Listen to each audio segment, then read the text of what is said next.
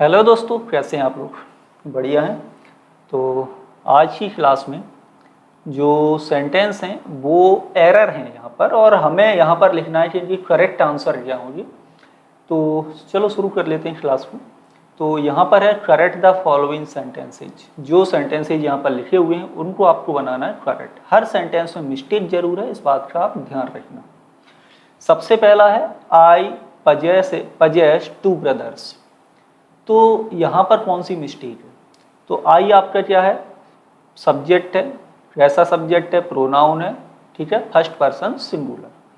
Possess का मतलब ये हैव से रिलेटेड ही है, लेकिन ध्यान देना कि जब भी बात किसकी हो रही हो, रिलेशन की, जब सेंटेंस में रिलेशन की बात हो रही हो तो पजेस वर्ब का प्रयोग हम नहीं करेंगे। इसके स्थान पर आप जो वर्ब यूज करेंगे वो करेंगे है। तो करेक्ट आंसर आप कैसे लिखेंगे? I have two brothers. ये सेंटेंस आपका सही होगा। नेक्स्ट है सेंटेंस 2, और सेंटेंस 2 में सी पजेसेस 3 सिस्टर्स, यानी उसकी 3 बहनें हैं। तो यहाँ भी बात किसकी हो रही है? रिलेशन की। तो रिलेशन के लिए आप ध्यान रखें कि आपको हैव वर्ब का प्रयोग करना है, पजेस वर्ब का प्रयोग नहीं करना है। तो करेक्ट आंसर होगा सी हैज 3 सिस्टर्स। अब जैसे आप ये कहें कि मेरे बाल काले हैं, तो ये भी रिलेशन है मेरा बालों का, है ना। तो क्या बोलेंगे? I have black hair. ऐसे नहीं बोलेंगे आई पजेस ब्लैक हेयर। ये इस तरह से सेंटेंस आप लिखोगे तो ये गलत हो जाएगा। नेक्स्ट है सेंटेंस 3। सेंटेंस 3 में है आई हैव नॉट बुक्स। तो बहुत ही अच्छा सेंटेंस है। कई बार कंफ्यूजन भी होती है कि यहाँ पर हम इसे किस तरह से लिखें। तो देखो, यहाँ पर यदि आप नॉट लगाओगे ना हैव के साथ, तो ये सेंटेंस गलत हो जाएगा, क्योंकि यहाँ पर जो नाउन है फिर आपने उसे अकेला छोड़ दिया। आप नॉट का मतलब समझो कि नॉट के, यदि आप सेंटेंस में नॉट लगाओगे ना तो इसके बाद आपको वर्ब लगाना पड़ेगा। क्या लगाना पड़ेगा? वर्ब, या फिर आपको कोई डिटरमिनर लगाना पड़ेगा। तो इस सेंटेंस को हम 2 तरह से लिख सकते हैं। सेंटेंस देखो कैसे लिख सकते हैं। या तो आप इसे ऐसे लिखें, I have not any books. ठीक है, तो हमने हैव के साथ नॉट का यूज भी कर लिया, डिटरमिनर लगा के आपका नाउन भी लिख दिया। या फिर आप इस सेंटेंस को ऐसे लिखें कि आई हैव नो बुक्स। क्या होगा? I have no books. तो नो का मतलब होता है नॉट प्लस एनी, ये आपको लगाना ही पड़ेगा। आप रिप्लेस कर सकते हैं नॉट एनी को नो से रिप्लेस करते हैं। अब फर्क क्या है कि नो के बाद नाउन आता है लेकिन नॉट के बाद नाउन नहीं आएगा। ये पॉइंट याद रखना है, बहुत ही सिंपल है। नेक्स्ट देखो, सेंटेंस है आपका 4। सेंटेंस क्या है? He has his book right by Ramesh. Sentence गलत है, तो इस सेंटेंस को हम सही कैसे करेंगे? आंसर बताइए। राइट आंसर क्या होगा?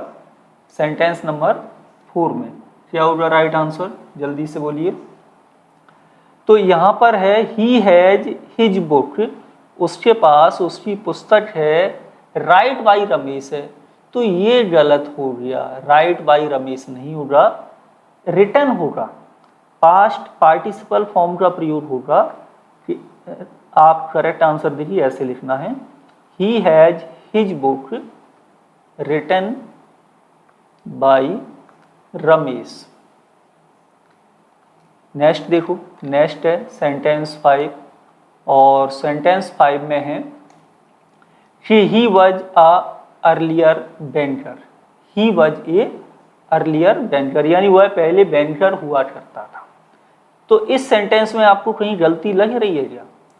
बोलिए। गलत है, यानी सेंटेंस टोटल गलत है। इस सेंटेंस को आप राइट कैसे लिखेंगे कि वह एक बैंकर हुआ करता था। करेक्ट आंसर क्या होगा कि वह एक बैंकर हुआ करता था। क्या लिखेंगे? He has been a banker. ये सेंटेंस राइट होगा। Next, she has been to London. यहाँ भी मिस्टेक किसकी आ रही है, मिस्टेक आ रही है सभी सेंटेंस में वर्ब की, तो हमें वर्ब पर फोकस करना है। सेंटेंस देखो, सी आपका थर्ड पर्सन सिंगुलर है और यहाँ पर लिखा हुआ है हैव बीन, तो सी के साथ हैव का प्रयोग नहीं होता है, किसका यूज होता है, हैज का। राइट आंसर होगा सी हैज बीन टू लंदन। अब यहाँ पर बीन लगाया है, यहाँ पर गॉन का प्रयोग नहीं किया, तो ध्यान रहे बीन और गॉन में बहुत बड़ा डिफरेंस है, ठीक है। और इस पर मैंने सेपरेट वीडियो, शायद 2-3 वीडियोज बनाए होंगे, आप लोग सर्च कर लें और देख लीजिए इसे। नेक्स्ट है सेंटेंस 7। सेंटेंस 7 क्या है, आई हैव माई लंच, ठीक है। तो सेंटेंस कौन सा टेंस है पहले तो ये पहचानो। सेंटेंस आपका लिखा हुआ है ये प्रेजेंट परफेक्ट टेंस में। अब आप लोग सोच रहे हो कि 2 बार हैव का प्रयोग किया गया, ऐसा क्यों? तो यहाँ पर ये जो हैव है ये है आपकी हेल्पिंग वर्ब, ये हैव है ये है आपकी मेन वर्ब। यहाँ पर हैव का मतलब रखने से नहीं है, ये ध्यान देना है। किससे नहीं है, रखने से नहीं है, बल्कि हैव का मतलब यहाँ किससे है, ईट से है। आप टेक वर्ब का प्रयोग कर सकते हो। तो राइट आंसर आपका कैसे होगा, हैज हैव के बाद क्या यूज होता है प्रेजेंट परफेक्ट टेंस में, पास्ट पार्टिसिपल फॉर्म, यानी कि वर्ब की थर्ड फॉर्म। तो आप ऐसे लिखेंगे I have had my lunch, ये प्रेजेंट परफेक्ट टेंस में आपका करेक्ट सेंटेंस लिखा हुआ है। तो सेंटेंस नंबर 8 है, यहाँ पर देखो सबसे पहले आई हैड हैव लिखा हुआ है, तो सबसे पहली मिस्टेक तो यही हो गई कि ये पास्ट परफेक्ट टेंस बनाना है, तो हैड आपकी यहाँ पर क्या है, हेल्पिंग वर्ब है, और ये हैव क्या है, मेन वर्ब है। जब ये मेन वर्ब है तो यहाँ पर हम वर्ब की थर्ड फॉर्म यानी पास्ट पार्टिसिपल फॉर्म का प्रयोग करेंगे, तो यहाँ पर आप लिखेंगे हैड। राइट आंसर आपका होगा कि आई हैड, 2 बार हैड आएगा, है ना, ये हेल्पिंग वर्ब है, ये main verb. I had my work completed by him। Next देखें सेंटेंस, नेक्स्ट है सेंटेंस 9। सेंटेंस 9 में do has a cup of coffee. अब ये स्ट्रक्चर ऐसा कुछ नहीं है कि इसे हम इंटेरोगेटिव बोलें, क्योंकि यहाँ पर इंटेरोगेटिव होता तो एक आपका यहाँ पर कोई सब्जेक्ट होता, सब्जेक्ट नहीं है, लेकिन इम्परेटिव सेंटेंस जो होते हैं ना, जिसमें हम रिक्वेस्ट करते हैं, क्या करते हैं, रिक्वेस्ट, तो उसको जरूर हम डू वर्ब से बनाते हैं। कहते हैं कम, ये नॉर्मल इम्परेटिव हो गया, और ऐसे कहे डू कम तो इसका मतलब हुआ प्लीज कम या जरूर आना। तो डू के बाद आप ये हैव जो लगाओगे ना, इन्फिनेटिव फॉर्म प्रयोग करो, हैज नहीं आएगा, इसका जो रूट वर्ड है वो है आपका हैव। तो do have a cup of coffee. इस तरह से हम इस सेंटेंस को इम्परेटिव सेंटेंस बनाएंगे, फुल स्टॉप आएगा, इंटेरोगेटिव नहीं होगा। सेंटेंस है 10 एंड सेंटेंस है आपका 10 में I do went to meet her. Answer बताइए क्या राइट आंसर होगा सेंटेंस नंबर 10 में। तो सेंटेंस को देखो, I do went to meet her, ये सेंटेंस आपका गलत है। इस सेंटेंस को हम ऐसे बना सकते इम्फेटिक, इम्फेटिक सेंटेंस हम इसे बना सकते हैं। इम्फेटिक सेंटेंस 2 टेंस के बनाए जाते हैं, एक तो आपका प्रेजेंट इंडेफिनिट टेंस है, 3 के बनाए जाते हैं। प्रेजेंट इंडेफिनिट का बन जाता है, पास्ट इंडेफिनिट का बन जाएगा आपका, और इम्परेटिव सेंटेंस का भी इम्फेटिक बन जाता है, असर्टिव जो सेंटेंस होते हैं उनके। तो यहाँ पर यदि हम ऐसे बोलें I went to meet her, ये सिंपल पास्ट टेंस हो गया, लेकिन उसको हमें इम्फेटिक बनाना है तो ये डू का प्रयोग नहीं होगा, इसके स्थान पर सेकंड फॉर्म यानी कि डू का डेड, और उसके बाद इसका इन्फिनेटिव फॉर्म आता है यानी कि गो टू मीट हर। ये आपका पास्ट इंडेफिनिट में इम्फेटिक सेंटेंस बन गया। क्लियर? नेक्स्ट देखो सेंटेंस 11 है। सेंटेंस 11 में क्या होगा, she does learns his lessons well. Answer बताएं सेंटेंस 11 कि इसका राइट आंसर क्या होगा। अब ये सेंटेंस भी आपका इम्फेटिक है, कैसा इम्फेटिक सेंटेंस। तो ये मैंने बोला था कि इम्फेटिक सेंटेंस दो टेंस के बनाए जाएंगे, प्रेजेंट इंडेफिनिट और पास्ट इंडेफिनिट। अब यहाँ पर सी के बाद डच ये करेक्ट है, लेकिन ये जो वर्ब है ना फिर ये बेस फॉर्म में आती है, यानी इन्फिनेटिव फॉर्म आएगा, उसमें कोई भी वर्ड फॉर्मेशन उसका नहीं करना। सी डज है तो इसके बाद इन्फिनेटिव, एस या ईएस का प्रयोग वहाँ पर नहीं किया जाएगा, तब ये सेंटेंस याद करके आपका करेक्ट होगा। सेंटेंस 12 देखिए, ये भी एम्फेटिक है। इसको हम कैसे बनाएं, he did came here yesterday. तो जब डिड लगा दिया ना तो फिर इसके बाद वर्ब की फर्स्ट फॉर्म आएगा पास्ट इंडेफिनिट टेंस में।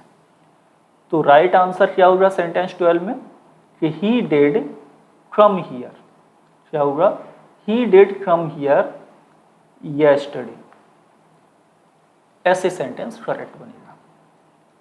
नेक्स्ट सेंटेंस है 13, सेंटेंस नंबर 13 में क्या है, आई रिसीव्ड अ सॉन्ग संग बाई हर।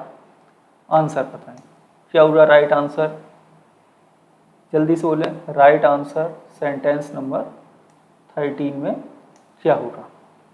अब यहाँ पर आई रिसीव्ड, रिसीव मतलब प्राप्त करना होता है, लेकिन ये सेंटेंस गलत हो जाएगा, है ना।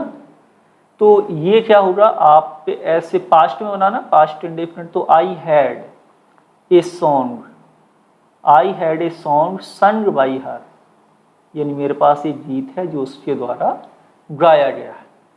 तो ये सेंटेंस राइट होगा, रिसीव्ड वर्ब प्रयोग नहीं होगा इस तरह के सेंटेंस। यहाँ पर क्या पजेशन हो गया, पजेशन में हैव वर्ब का यूज होता है। सेंटेंस 14 है, सेंटेंस नंबर 14 में I found my cloth washed by him. अब बताइए कौन सा ऑप्शन करेक्ट। तो अब I found my cloth washed by him, ये सेंटेंस सही है क्या, नहीं। तो यहाँ भी क्या है, पजेशन है, और पजेशन के लिए हम कौन सी वर्ब लगाते हैं, कौन सी वर्ब लगाएंगे, हैव वर्ब।